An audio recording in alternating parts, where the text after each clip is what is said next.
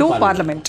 అది దాన్ని బేస్ చేసుకొని ఎలక్షన్స్కి వెళ్తున్నారు. బట్ మీరు చెప్తున్నారు రూరల్లో బీజేపీకి అనుకూలంగా ఉన్నారు, అట్ ద సేమ్ టైం ఆ పర్సంటేజ్ ఆఫ్ ఓటింగ్ కూడా పెరిగింది అని అంటున్నారు. బట్ స్టిల్ కేంద్రం నుంచి వచ్చేటువంటి పథకాలు కానీ బీజేపీ ప్రజలకు ఏం చేస్తుందని చెప్పడంలో కానీ నేతలు ఫెయిల్ అవుతూ ఉన్నారు అని చెప్పేసి అప్పుడప్పుడు హైకమాండ్ క్లాసులు పీకినటువంటి మాట వాస్తవం కదా?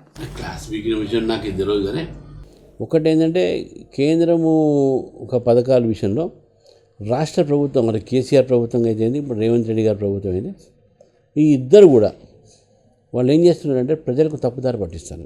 మా పథకాలని వాళ్ళ పథకాల కింద వాడుకొని మా పథకాల పేర్లు మార్చి వాళ్ళ పేర్లు కొత్త పేర్లు పెట్టుకొని మేము ఇచ్చినటువంటి ఒక నిధిని వాళ్ళ దారి మళ్ళించడం ఇవన్నీ చేస్తాం. దానికి ఒక 2 ఎగ్జాంపుల్ చెప్తాను. ఇప్పుడు ప్రధానమంత్రి ఆవాస్ యోజన ఉంది. కొన్ని దానికి funds allocate to each states ఉంటాయి.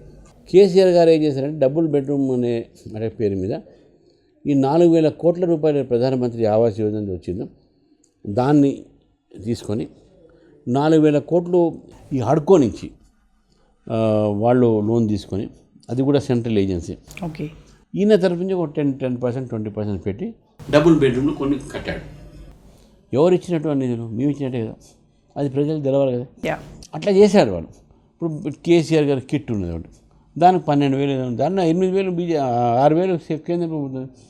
ఏం చేయాలని ఏం చేశారని అంటే రహదారులు ఏంది, రైల్వే లైన్లు ఏంది, వందే భారత్ ఎక్స్ప్రెస్ ఏంది, ఎయిమ్స్ అయితే ఏంది, సెంట్రల్ యూనివర్సిటీ ఏంది, రామగుండం ఫర్టిలైజర్ అయితే ఏంది, కాజీపేట కోచ్ ఫ్యాక్టరీ అయితే ఏంది, మేము ఎన్ని చేసాము చెప్పగలుగుతాం మేము. కానీ అది చెప్పడంలోనే ఫెయిల్ అవుతున్నారు అనేది కదా. ఫెయిల్ అంటే ఇక వీళ్ళు దాన్ని తప్పుదారి పట్టిస్తున్నారు. ఈసారి తిప్పి కొడతాం వాళ్ళని. స్థానిక సంస్థల ఎన్నికలు ప్రభుత్వం ఏర్పాటై 18 నెలలు అవుతున్నా కూడా ఇప్పటి వరకు ఎన్నికల జోలికి వెళ్ళకపోవడానికి రీజన్ ఏంటి? పైగా హైకోర్టు మొట్టికాయలు వేస్తూనే ఉంది, డెడ్ లైన్ కూడా పెట్టింది రీసెంట్గా. వాళ్ళకి తెలిసిపోయింది, రాగానే వాళ్ళ మీద ప్రజలు వ్యతిరేకమైంది. ఎందుకంటే రైతు బంధు వాళ్ళు ఏమన్నారు, 12,000 అనేసి మేము 15,000 ఇస్తాను, ఇచ్చిందా? రైతు రుణమాఫీ చేస్తాను, అది చేసిందా? ఎప్పుడో చేసిండు, కొంతమంది చేసిండు, కొంతమంది కాలే. అది కూడా ఫేజ్ వైజ్గా చేస్తున్నారు, దాంట్లో లాభం లేదు. నిరుద్యోగ యువతకు భత్తా ఇస్తాను, ఇచ్చిండా? ఒక బస్సు లేడీస్కి మాత్రమే ఫ్రీ ఇచ్చి కూర్చున్నారు. ఎంతమంది అది లాభం ఉంటుంది? మీలాంటి బస్సులు ఎక్కరు కదా, చెప్తున్నాను నేను. ఎంతమందికి లాభం అది?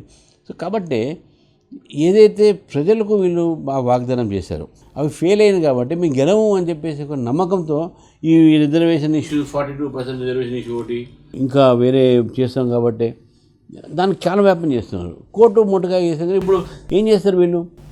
28% బీసీ రిజర్వేషన్ గతంలో కేసీఆర్ గారు ఇచ్చారు.